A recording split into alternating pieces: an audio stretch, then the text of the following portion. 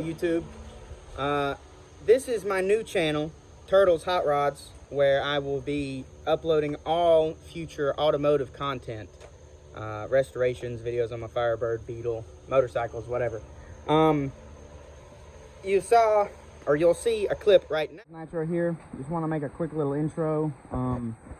We recently picked up this 68 C-10 or 69 C-10 long bed, and it has a straight 6 in it, 3-speed on a column, classic setup. It runs, it drives, has no brakes, and we are going to do a full restoration on it. So what that means is going to try to maintain or keep all of the patina on the outside, but the inside of the truck is going to look like brand new. I'm going to take the cab and the bed off the frame, sandblast the frame, strip it with a wire wheel, whatever, paint it, and redo all the suspension and put it all back together like a brand new truck, but leave the outside kind of sort of looking like a beat up old farm truck. Paint the top of the cab, just something simple like that. Right now I'm in the process of stripping the truck down. I'm not really going to show that until I get to rust repair because it's pretty rotted. And that clip was from February, whenever we just picked up the truck. I was taking it apart. You can see right here where it's at in its stages. So there has been a lot of work done that I did not show in video, and I'll put some pictures in of all of that right.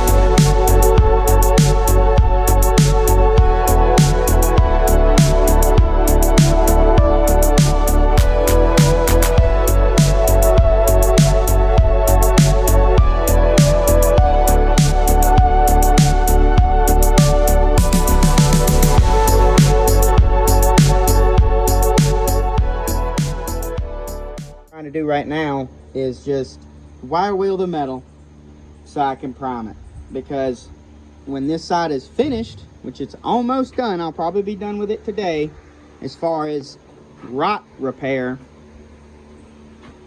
I'm going to back the truck out, turn it around in the yard, and pull it back in here with the driver's side over here.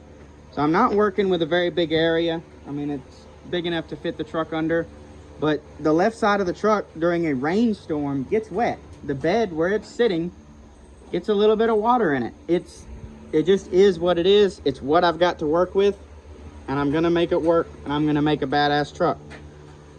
The plan with this truck, the frame will be body worked and painted black. All the suspension components will be bead blasted or sand blasted, replaced if it makes more sense to replace it than just repair it.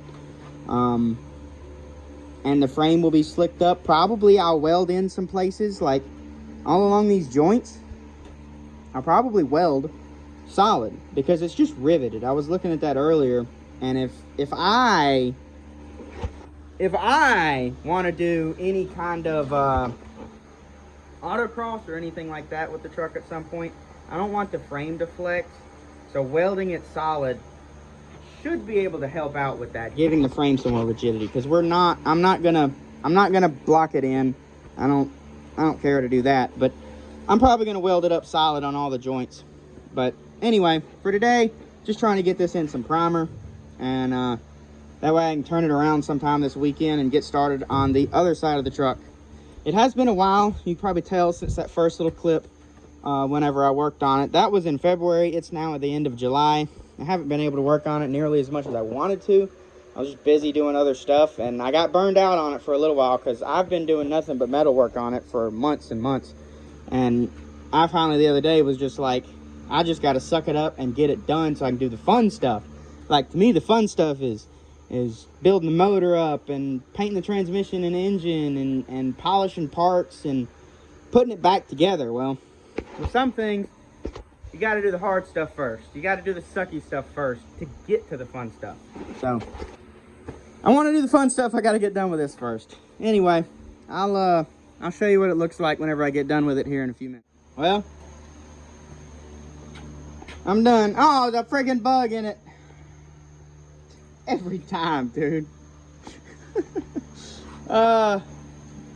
Anyway, I dug that out the other day and I put some primer on it. I'm probably gonna take it back down to metal again, down in the drip rail. A lot of people don't pay attention to drip rails whenever they're doing cars, and maybe they just re-seam seal them, or they seam seal just a little bit, or they don't even touch them at all.